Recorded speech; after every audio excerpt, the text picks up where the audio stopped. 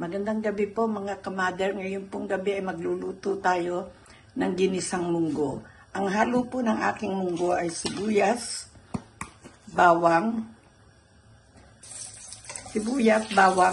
at kamatis. Meron din po akong dairy pork na ating nihahalo sa ating ginisang munggo. Ayan po, inuna ko ang kamatis dahil gusto ko siya ay maging malamog ng gusto habang binigisa ko siya. Gusto kong lumabas dahil medyo may katigasan pa ang kamatis. Ayan po, gigisa-gisahin muna natin hanggang sa maluto ang kamatis, sibuyas at bawang.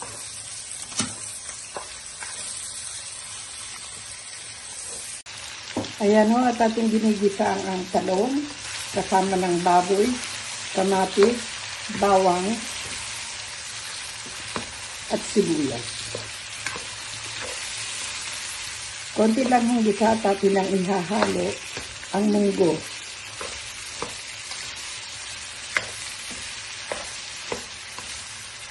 Napakasarap na ho ng amoy. Talagang amoy na amoy na.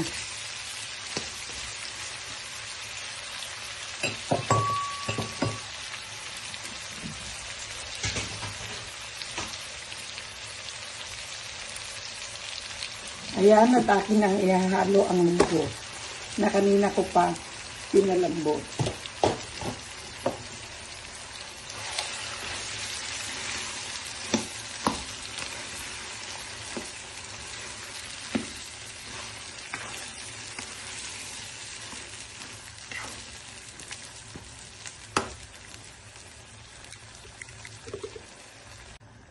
Ayan ho, at patuloy siya kumukulo. At lalagyan natin ng isang cube na pampasarap para po lumasa ang ating niluluto.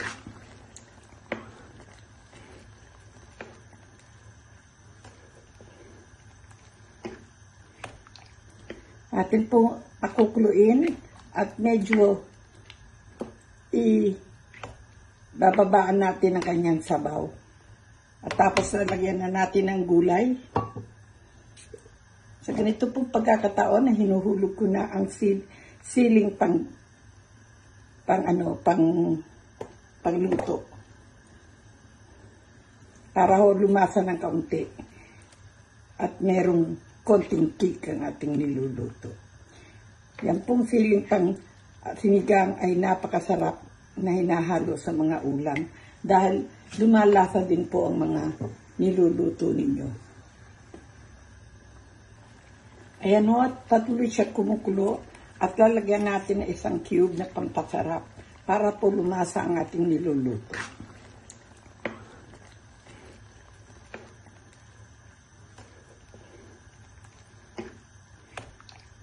Atin po pakukuluin at medyo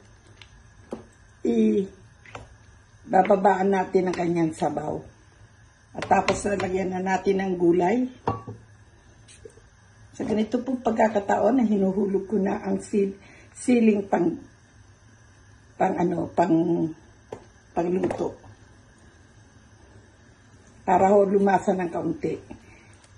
At merong konting kick ang ating niluluto. Yan pong siling sinigang ay napakasarap na hinahalo sa mga ulam. Dahil lumalasa din po ang mga niluluto ninyo. Ayan ho, at ating ginigisa ang talong kasama ng baboy, kamatis, bawang, at sibuyas. Konti lang ang gisa at atin lang ihahalo ang munggo.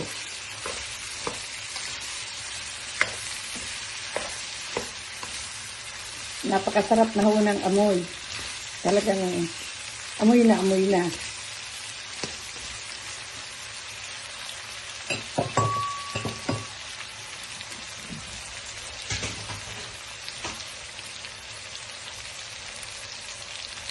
Ayan, at akin ang ihahalo ang munggo na kanina ko pa pinalambot.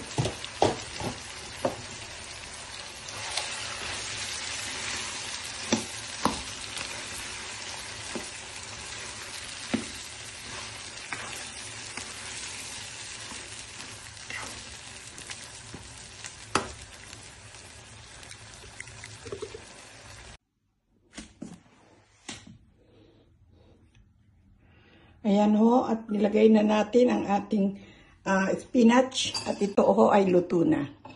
Ililipat na lamang natin sa malinis na lagayan at ito ay pwede nang kainin. Ito po ang aking ginisang munggo na ang halo ay talong, spinach at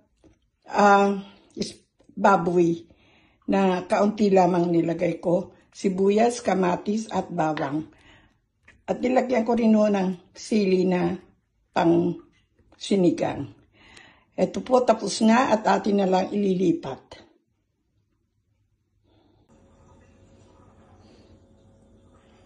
Ito na ho ang finished product ng aking ginisang munggo. Sana po ay nagustuhan ninyo ang pagluluto kong ito at sa muli, magandang gabi po sa inyong lahat at maraming salamat sa inyong panunood. Yun lamang po at sana ay magustuhan ninyo ang pagluluto kong ito. Salamat po.